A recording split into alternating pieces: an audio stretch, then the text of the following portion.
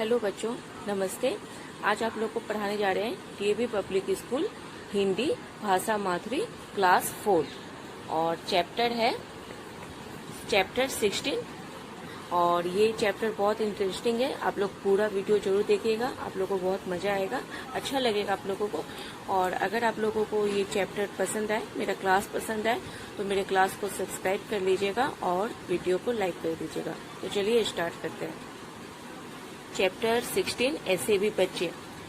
एक सुबह ब्रैकेट में ये आपको बताया जा रहा है, एक पूरा पैराग्राफ ब्रैकेट में है। आपको इस चैप्टर का पूरा सीन बताया जा रहा है, आखिर चैप्टर किसके ऊपर आधारित है।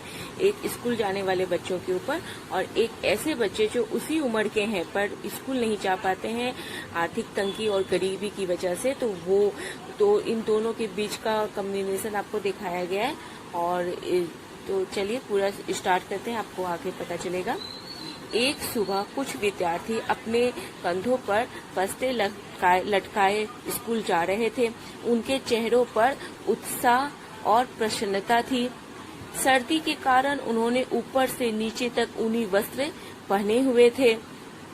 उसी सड़क पर कुछ अधनंगे बच्चे नंगे पांव कंधे पर फटी पोरी टांगे, यहाँ है ना, फटी पोरी टांगे फटे पुराने कागजों के टुकड़े इधर उधर बिखरी प्लास्टिक की गंदी थैलियां चुन रहे थे। उनके कुमलाए मुख और पड़पड़ाए होंठ भूख व ठंड की कहानी कह रहे थे। स्कूल जाते बच्चों को ये सदा टकटकी लगाकर देखते थे, तो है ना। तो इस तरीके से अब यहाँ से चैप्टर स्टार्ट होता है, तो चलिए देखते हैं। एक बच्चा दूसरे से कहता है, हीरा कहता है मोती से, मैं सुबह जब इन बच्चों को स्कूल जाते देखता हूँ तो सोचता हूँ क्या मेरे कंधे पर भी कभी बस्ता होगा। इन गरीब बच्चों में से एक बच्चा कहता है।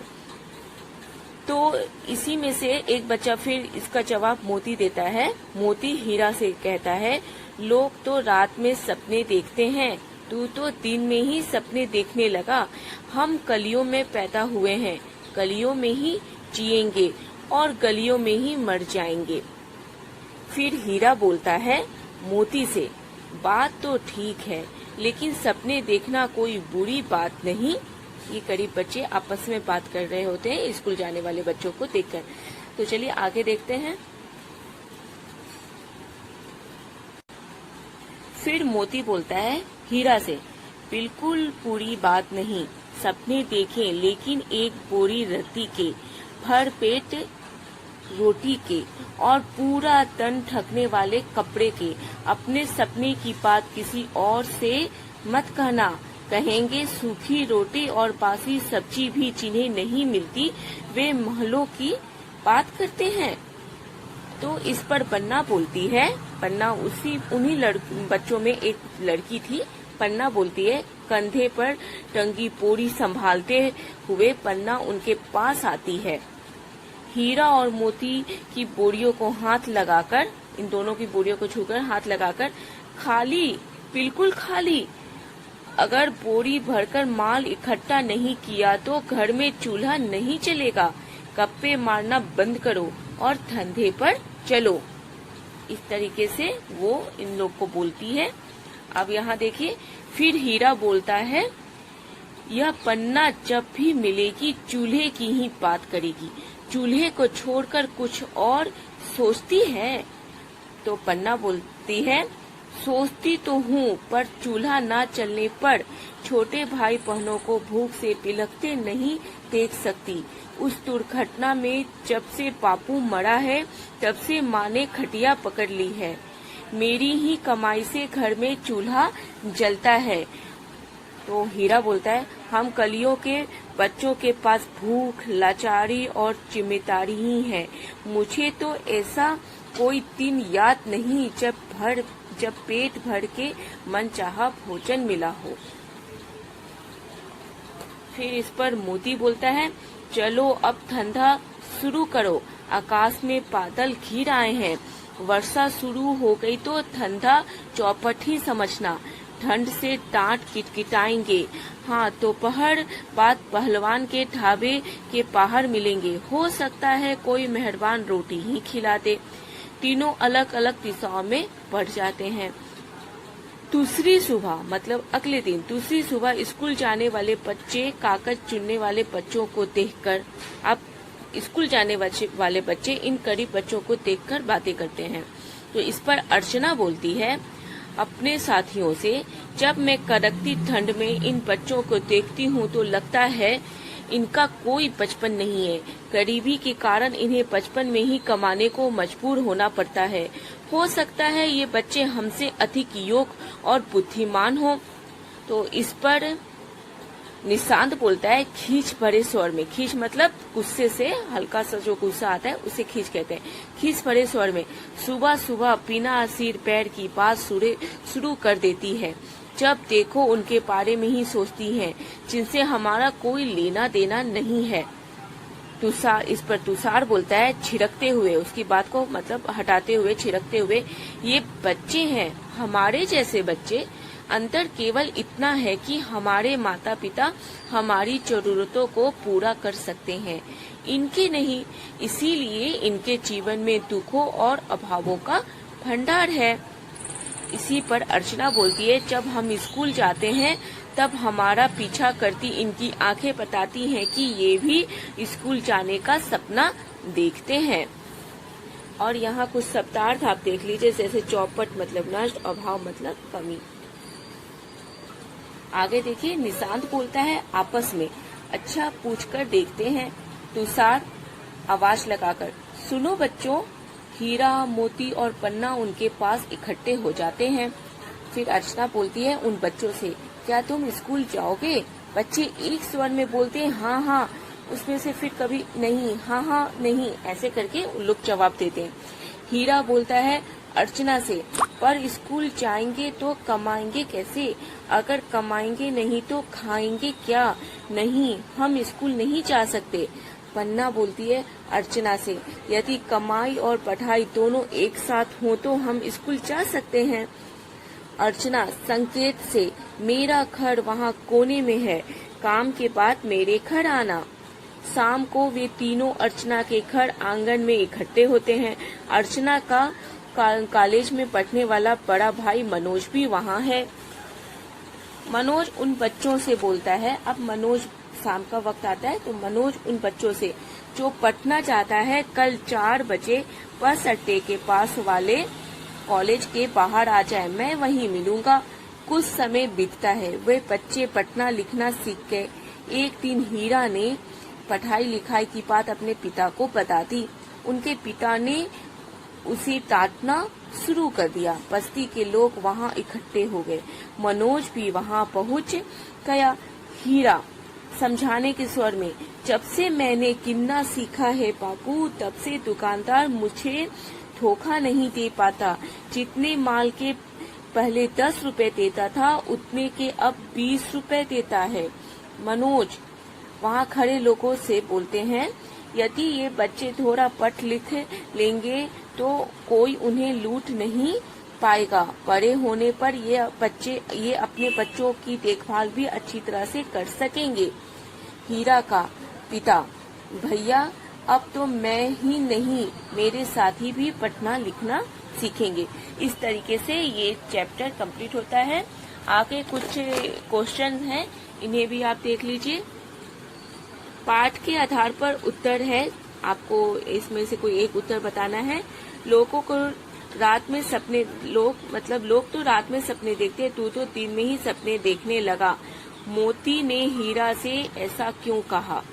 तो इसका क्वेश्चन आप बताइए अभी, और है इसका, और फिर दूसरा है आप कौन कौन से सपने देखते हैं। पहले का आंसर आपको थोड़ा बताते हैं। मोती ने हीरा से ऐसा इसलिए कहा क्योंकि ये बच्चे गरीब बच्चे हैं, जिन्हें भरपेट 2 वक्त की रोटी भी नहीं मिल पाती, बासी रोटी तक नहीं मिल पाती। वे बच्चे रोटी के अलावा अगर उससे ज्यादा के अगर सपने देखें तो उस पर वो उन्हें शोभा नहीं देता। इस कारण से मोती ने हीरा से कहा कि जब हमें 2 वक्त की रोटी, बासी रोटी भी नसीब नहीं होती, तो ऐसी स्थिति में हम पढ़ाई की सपने कैसे देख सकते हैं। तो इसलिए अपनी करीबी के कारण मोती ने हीरा से ऐसी बात कही, आप ये कह सकते हैं। दूसरा है, आप कौन कौन से सपने देखते हैं, तो ये आपके ऊपर है। आप बता सकते हैं अपने पेरेंट्स को, अपने मेंबर्स, फैमिली मेंबर्स को, या कमेंट्स में कि आप कौन कौन से सपने देखते हैं और आप क्या बनना चाहते हैं। फिर है ख है, कप्पे मारना बंद करो और धंधे पर चलो। पन्ना किस धंधे की बात कर रही थी। दूसरा, पन्ना को कौन सी चिंता सता रही थी। धंधे का मतलब यही हो गया कि इन लोग जो काम करते हैं, कूड़ा चुनने का काम, ये उस धंधे की बात कर रही थी ना अपने भाइयों से। और दूसरा है, पन्ना को कौन सी चिंता सता रही थी। पन्ना को चिंता सता रही थी कि उसके घर में अगर वो कूड़ा चुनकर उसको बेचेगी नहीं, और कूड़ा चुनकर उसे बेचेगी नहीं, उससे पैसे अगर नहीं लाएगी तो उसके घर में उस चूल्हा नहीं चलेगा। उसके जो छोटे छोटे भाई बहन है और एक बीमार माँ है, वो सब के सब भूखे रह जाएंगे। बस इसी बात की चिंता पन्ना को सता रही थी। फिर ग है, हो सकता है ये बच्चे हमसे अधिक योग्य और बुद्धिमान हो। ये बच्चे किसके लिए प्रयोग, मतलब ये बच्चे किसके लिए प्रयोग हुए हैं, तो ये बच्चे ये जो स्कूल जाने वाले बच्चे हैं, उसमें से एक कहती है कि ये करीब बच्चों के ऊपर इशारा करके ये बात कहती है। तो यहाँ पे आप देख लीजिए, स्कूल जाने वाले बच्चे हैं, इसमें से ये जो लड़की है, ये इन करीब बच्चों के ऊपर इशारा करते हुए ये बात कहती है, और ये अर्चना इन करीब बच्चों को की तरफ इशारा कहते हुए ये बात कहती है। तो ये हो गया। दूसरा है, अर्चना ने सब बच्चों के बारे में ऐसा क्यों कहा। इसलिए कहा क्योंकि वो हमेशा आते जाते समय, स्कूल आते जाते समय इन बच्चों को देखती थी कि ये बच्चे स्कूल आते जाते वक्त इन्हें स्कूल जाने वाले बच्चों को एक टक निहारते रहते हैं और देखते रहते हैं। तो उस कारण अर्चना को लगा कि ये बच्चे भी अंदर से स्कूल जाना चाहते हैं, पढ़ना लिखना चाहते हैं, पर इनके पास इतने पैसे नहीं है, करीब हैं और स्कूल जा नहीं सकते। इस वजह से अर्चना उनकी भावनाओं को समझ जाती है और फिर ऐसा इस वजह से कहती है। फिर है, फिल इन द ब्लैंक्स है, कोट से सही शब्द चुनकर रिक्त स्थान की पूर्ति कीजिए। स्कूल जाते, तो यहाँ दिया है लोग और बच्चे, तो बच्चे हो गया। ये सदा टकटकी लगाकर देखते थे। दोपहर बाद राजू पहलवान के ढाबे के बाहर मिलेंगे। तो इस तरीके से फिल इन द ब्लैंक्स बता दिए। फिर कुछ है आपके बातचीत के आधार पर है, आपके सोचने के आधार पर कि आप क्या जवाब दे सकते हैं। कुछ बच्चे पढ़ लिख क्यों नहीं पाते, ये आप अपने अभी आप चैप्टर पढ़ें और कुछ अपने अनुभव के आधार पर इसका जवाब आप दीजिए। दूसरा, जो बच्चे पढ़ नहीं पाते उन्हें किस प्रकार की परेशानियां आती होंगी, तो ये भी आप सोचिए कि उन्हें सब लोग ठग लेते होंगे, 2 की जगह 1 देते होंगे और इस तरीके से उनके साथ धोखाधड़ी होती होगी। तो इस तरीके से आप इसका जवाब दे सकते हैं। फिर है, आपकी बात में स्कूल में पढ़ने के लिए आपको जिन जिन चीजों की जरूरत होती है उन्हें लिखिए। तो क्या क्या चीज आप स्कूल लेके जाते हैं, तो वो आप लिखिए। स्कूल बैग, कॉपियां, किताब, पेंसिल, रबड़, ये सब हो गया, आप अपने सोचकर इसमें भर सकती है। फिर है, दूसरा है, बाल मजदूरी के बारे में कक्षा में चर्चा कीजिए कि बाल मजदूरी ठीक नहीं है, बच्चों का बचपन छिन जाता है। तो इस तरीके से बाल मजदूरी के क्या मतलब दुष्परिणाम है, इस पर आप चर्चा कीजिए अपने स्कूल में। फिर आगे देखते हैं, आगे का चैप्टर ये है आपका विलोम शब्द। दिए गए खाली स्थान में सही शब्द लिखकर फटे पुराने पटना लिखना, मतलब एक समान लय वाला शब्द है। जैसे इधर का उधर हो गया, लेना का देना हो गया, सुबह शाम हो गया, दिन रात दिन हो गया। इस तरीके से आपको अलग भी आ सकता है एग्जामिनेशन में, तो उस तरीके से आप लिख सकते हैं। दूसरा है, पाठ में पूर्ण विराम तथा प्रश्न सूचक वाले दो वाक्य छांटकर लिखिए। पूर्ण विराम वाले पाठ, यदि यह बच्चे थोड़ा पढ़ लिख लेते तो कोई भी इन्हें इतना परेशान, कोई भी इन्हें लूट नहीं पाता। दूसरा है, हो सकता है कि कोई मेहरबान रोटी ही, तो ये दोनों वाक्य हो गया पूर्ण विराम। और दूसरा प्रश्न सूचक में क्या है, हो सकता है कि यह बच्चे हमसे अधिक योग्य और बुद्धिमान हो। अच्छा पूछकर देखते हैं, ये दोनों वर्ड हो गया प्रश्नसूचक वाक्य। तो आप देख लिए कि कौन सा आपका पूर्ण विराम वाला वाक्य है और कौन सा प्रश्नसूचक वाला वाक्य है। तो आपको हम थोड़ा दिखा भी देते हैं, इस तरीके से आप पाठ में से आप देखकर आप लिख सकते हैं। अब है जीवन मूल्य से संबंधित। ऐसे अनेक बच्चे हैं जो कूड़ा पीनते हैं, जिन्हें खाने पीने के लिए चीजें नहीं मिलती। ऐसे बच्चों की मदद हम किस प्रकार कर सकते हैं? तो आप ऐसे बच्चों की मदद किस प्रकार कर सकते हैं, ये आप सोचकर बताइए। दूसरा है, यदि आप किसी बहुत छोटे बच्चे को ढाबे पर या किसी दुकान में काम करते देखेंगे तो क्या करेंगे? तो ये और क्यों ऐसा करेंगे? तो ये आपके ऊपर है, आप सोच कर बताइए, क्योंकि जीवन से आधारित है, तो आप सोच कर बता सकते हैं। वैसे कोई ज़रूरी नहीं है। और इस तरीके से कुछ करने के लिए अपने घर के आसपास जो बच्चे स्कूल नहीं जाते उन्हें पार्क में इकट्ठा करके स्कूल जाने के फ़ायदों के बारे में आप बता सकते हैं। अगर पार्क में घूमने जाते हैं और इस तरीके के कोई बच्चे दिखते हैं तो आप उन्हें समझा सकते हैं कि आप लोग समय निकाल कर अगर स्कूल जा सकते हो तो चाहिए। और दूसरा है, विभिन्न चेहरों को देखकर बताइए कि ये कौन सा चेहरा कैसा दिखता है। तो ये आप देखकर बता सकते हैं। इस तरीके से आपका ये चैप्टर जो है, ऐसे भी बच्चे, ये चैप्टर आपका कंप्लीट हो जाता है। आगे का जो चैप्टर है वो है चैप्टर 17 कोयल। तो ये चैप्टर भी बहुत अच्छा है। इसकी अगर अलग वीडियो बनाएंगे, जिसके लिए आप सब्सक्राइब कर लीजिएगा तो नोटिफिकेशन आप पर आ जाएगा और आप देख लीजिएगा। तो पूरी वीडियो को पूरा वॉच करने के लिए थैंक यू बच्चों।